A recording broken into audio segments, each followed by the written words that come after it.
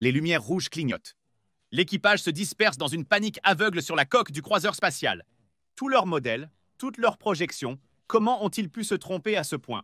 Le capitaine fixe les données qui lui sont transmises par l'ordinateur de navigation ultra-moderne du navire, tandis que les astronomes fouillent leurs recherches pour trouver des réponses.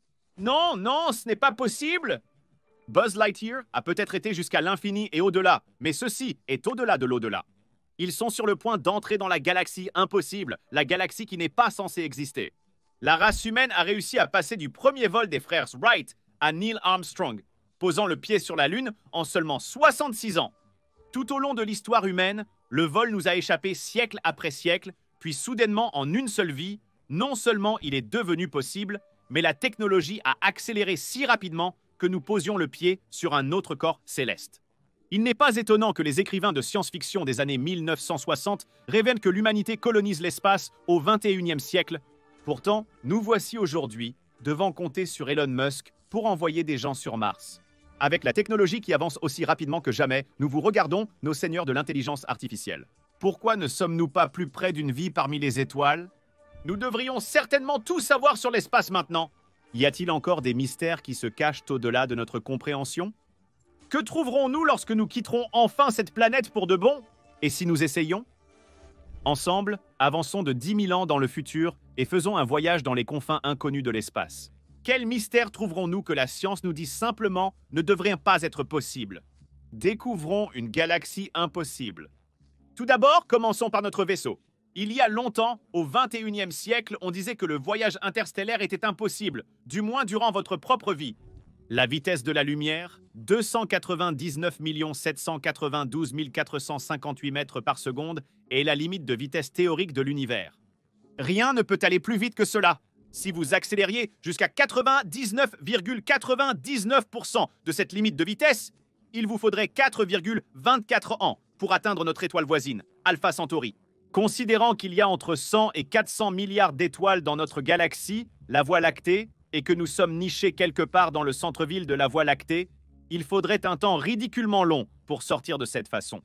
La Terre est à environ 20 000 à 30 000 années-lumière du centre de la galaxie de la Voie lactée. Mais nous savons que son rayon est d'environ 1 million d'années-lumière. Comment pouvons-nous voyager vers une autre galaxie quand il nous faut 970 000 ans juste pour atteindre le bord de la nôtre? Pour réaliser un voyage intergalactique, l'humanité nécessitait un code de triche que nous avons trouvé, mais pas là où nous le cherchions. Alors que nous épuisions les ressources naturelles de notre planète, le Soleil a commencé à brûler moins chaudement, libérant l'énergie de notre monde sous forme de chaleur inutile, menant à une crise énergétique. Face à l'extinction, la race humaine se reposait sur ses scientifiques les plus brillants pour trouver comment produire une énergie illimitée pour répondre à la croissance de notre population. C'est alors qu'une sphère de Dyson est apparue. Autrefois réservée uniquement au domaine de la science-fiction, notre technologie avancée et notre désespoir mondial ont finalement rattrapé l'idée. Le principe est de trouver un corps céleste comme une étoile avec d'énormes quantités de force gravitationnelle. La gravité, la masse et l'énergie sont étroitement liés au niveau cosmique. Là où vous trouvez une source de l'un, vous en trouverez d'autres. Au début, nos sites étaient petits. Nous avons entouré notre Soleil d'une coque simple, garnie de panneaux solaires. Cela nous a donné une grande quantité d'énergie, certes, mais nous étions capables de bien plus.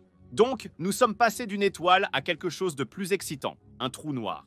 En créant un trou noir artificiel stable, nous avons construit un nouveau type de sphère de Dyson sans se préoccuper de comment cela a été réussi.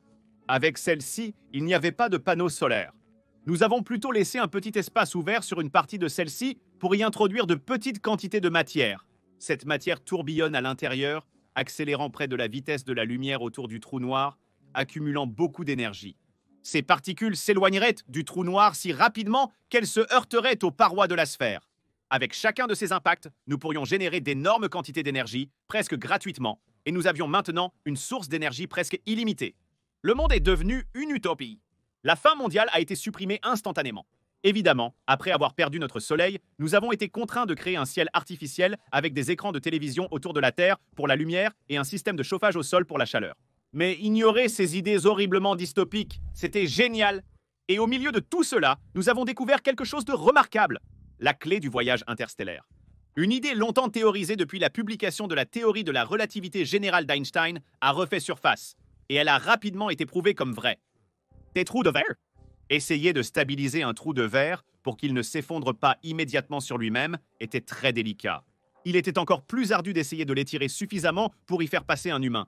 Ensuite, construire un vaisseau assez robuste pour entrer dans le trou noir et en ressortir de l'autre côté, même si cela serait pratiquement impossible. Nous sommes dans le futur, ça marche! Évitez trop de questions.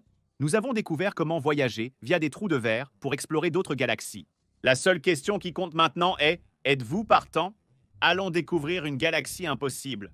Attachez-vous, nous allons ouvrir la trappe de cette sphère de Dyson et plonger au cœur d'un trou de verre. La gravité pourrait vous faire sentir comme si votre colonne vertébrale se fissurait, vous étirant plus mince qu'un spaghetti. Accrochez-vous bien et nous y sommes arrivés. Bienvenue à la limite de la Voie lactée, où nous faisons notre premier arrêt. En regardant par la fenêtre, on voit toute la galaxie s'étendre. Vous pensez avoir fait un grand saut dans le futur, en voyageant 10 000 ans en avant? À l'échelle grandiose de cette galaxie, cela ne représenterait que 0,00007% du temps qu'elle a existé, soit 13,6 milliards d'années. C'est son anniversaire aujourd'hui, donc nous avons un gâteau. Voici une part pour vous. Si la Voie lactée est si vieille, quel âge doit donc avoir l'univers lui-même? Il doit probablement avoir des 1000 milliards d'années. Étonnamment, ce n'est pas le cas. La Voie lactée a 13,6 milliards d'années, l'univers lui-même a 13,8. Juste une fraîche différence de 200 millions d'années entre eux. Notre galaxie a presque le même âge que l'univers lui-même.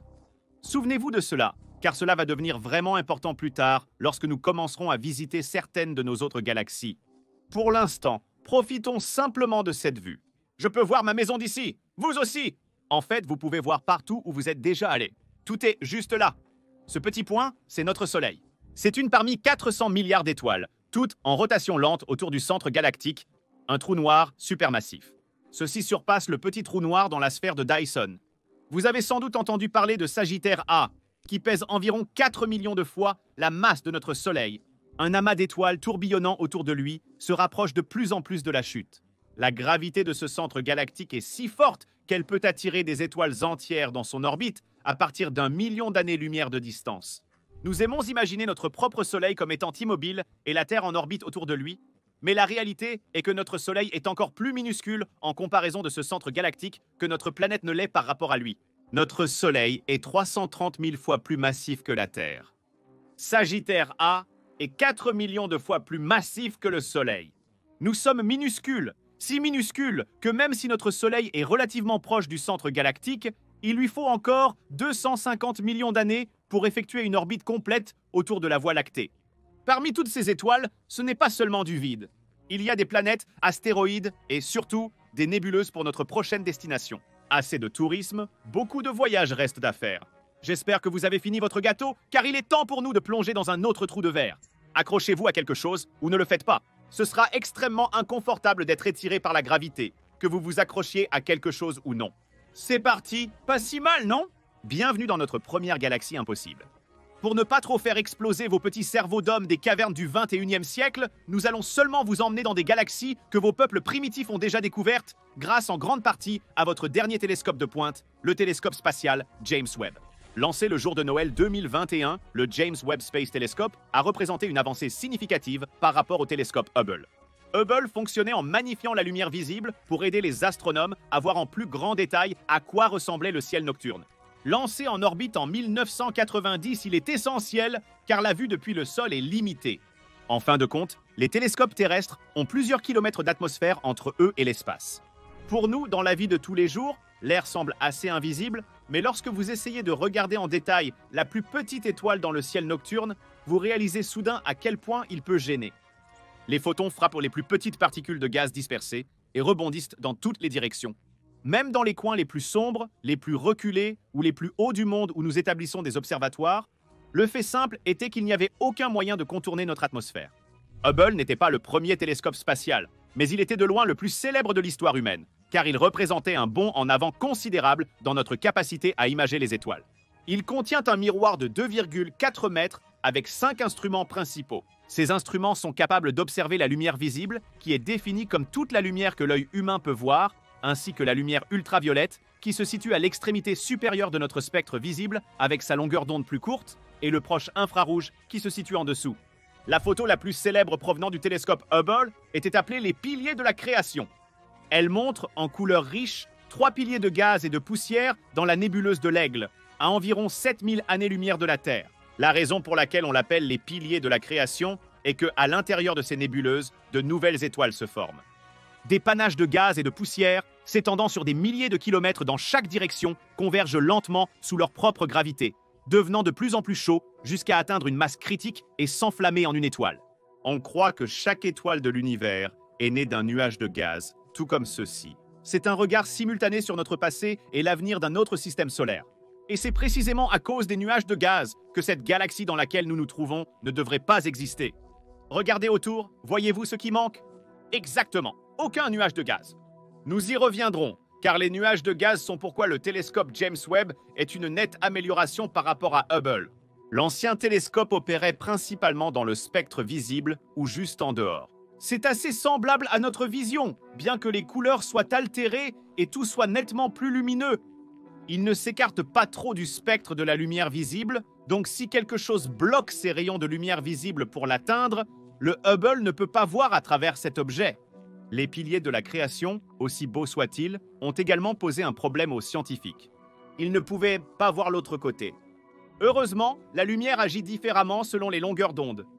La lumière infrarouge, ayant une longueur d'onde plus longue, peut traverser des objets qui perturberaient normalement la lumière visible.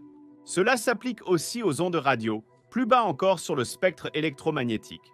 Un mât de radio peut se situer quelque part de l'autre côté d'une colline à plusieurs kilomètres de vous, mais votre radio peut toujours capter le signal parfaitement. Votre téléphone peut recevoir un signal même à l'intérieur d'un bâtiment sans voir la tour de téléphonie qui le fournit. Et ainsi, le James Webb Space Telescope a été lancé avec la capacité de voir le spectre infrarouge, débloquant la possibilité de voir à travers les nuages de gaz et de capter la lumière provenant de beaucoup plus loin. Du jour au lendemain, l'humanité a eu accès à bien plus d'espace que jamais auparavant, et nous avons trouvé cet endroit, une galaxie naine appelée Pearl Science et Technologie de la Gestion. Les galaxies naines apparaissent tout le temps. Les astronomes en ont enregistré pas mal. Essentiellement, une galaxie naine est une galaxie qui contient beaucoup moins d'étoiles qu'une galaxie de taille normale. Elle peut contenir de 100 milliards d'étoiles jusqu'à seulement 1000 étoiles. Elles sont généralement trouvées près des galaxies régulières, les orbitant suffisamment loin pour être un corps séparé, mais suffisamment près pour les encercler lentement. La Voie lactée a 20 galaxies naines de différentes tailles dans son orbite. Les astronomes pensent que leurs formations sont généralement liées aux galaxies régulières qu'elles côtoient. Peut-être qu'elles n'auraient pas formé sans avoir accès au gaz, lentement attirées vers la plus grande galaxie.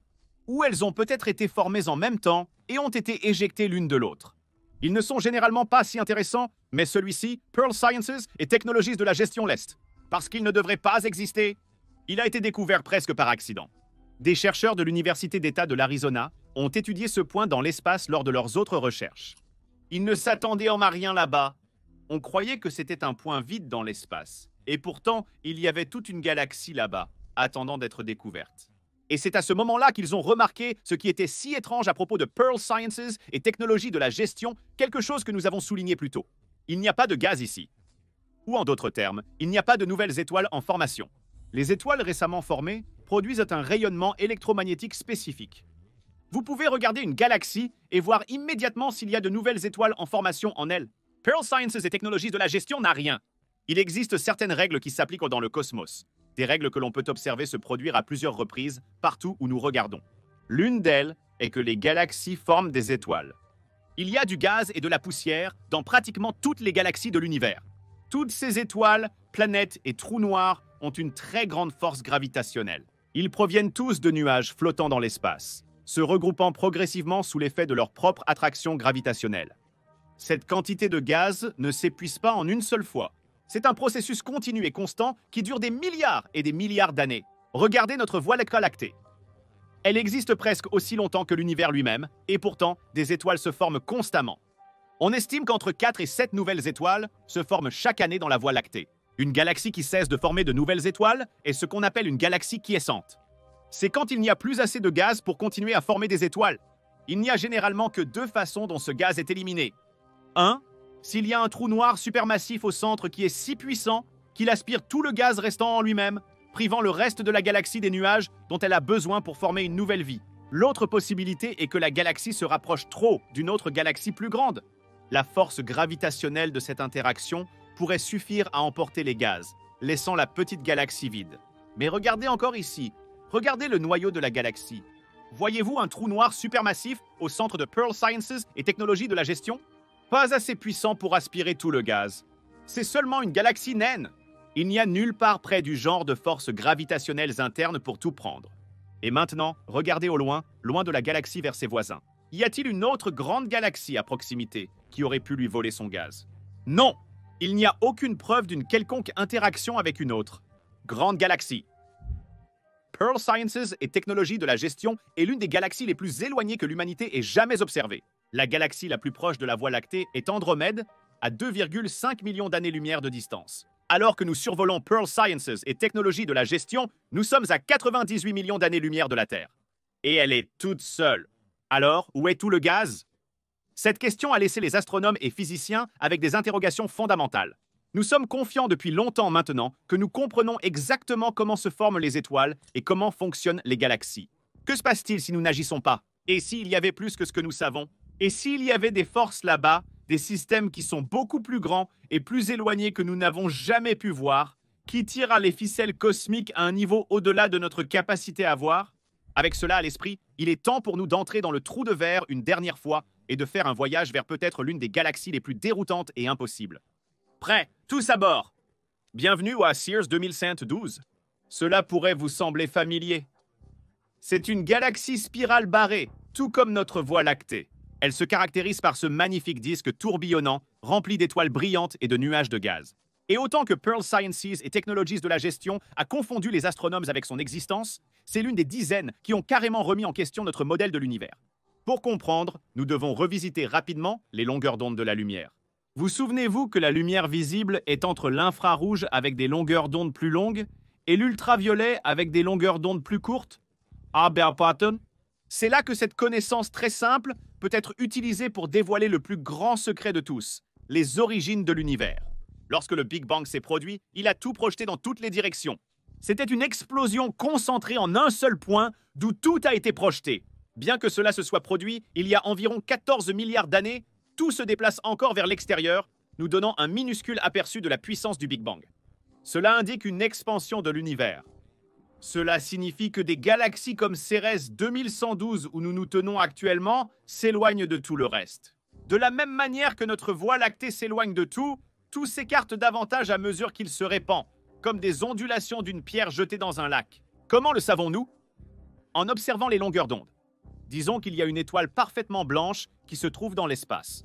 Observée depuis la Terre, elle apparaît parfaitement blanche. Il y a des vagues de lumière parfaitement uniformes et lisses qui se dirigent vers vous. Maintenant, si cette étoile commençait à se rapprocher de vous, ces vagues seraient comprimées ensemble.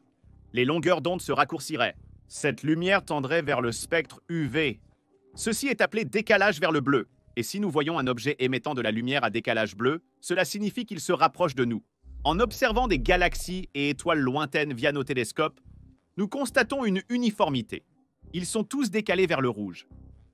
Plutôt que de se rapprocher de nous et de compresser les longueurs d'onde, ils s'éloignent et les étirent, ce qui les fait passer au rouge. Depuis des années, les astronomes observent à travers le télescope Hubble et calculent ces niveaux de décalage vers le rouge de différentes galaxies. Et ils peuvent utiliser ces données pour déterminer à quelle vitesse ces galaxies s'éloignent de nous et, par extension, quel âge ont ces galaxies et quand le Big Bang a eu lieu. Avez-vous déjà compris le problème avec cette méthode en reliant les points? Ils utilisaient le télescope Hubble, et comme nous l'avons expliqué auparavant, Hubble ne pouvait pas voir loin dans le spectre infrarouge. On pensait que les galaxies avec un décalage vers le rouge plus fort étaient de plus anciennes, mais il y en avait peu à voir, donc les astronomes ont conclu que la plupart des galaxies ne sont pas si anciennes et ne se sont formées que plusieurs milliards d'années après le Big Bang. Mais lorsque le télescope spatial James Webb a été lancé et que les gens ont commencé à prendre des lectures infrarouges de l'univers, galaxie après galaxie montrait de grandes quantités de décalage vers le rouge, bien au-delà de ce qu'ils supposaient auparavant possible. Toutes ces galaxies autour de nous, y compris Cérès 2112, étaient supposées être plus jeunes que notre Voie lactée et semblent maintenant pouvoir être aussi anciennes que l'univers lui-même. Cela modifie totalement notre compréhension de la formation des galaxies. Toutes les règles confortables que nous avions mises en place pour comprendre l'univers qui nous entoure étaient ébranlées et remises en question à mesure que nous en voyions davantage. Qui sait, peut-être que l'univers lui-même n'est pas l'âge que nous pensons qu'il est. Maintenant, regardez. Vous n'allez pas croire ces planètes insensées qui existent réellement. Ou regardez plutôt cette vidéo.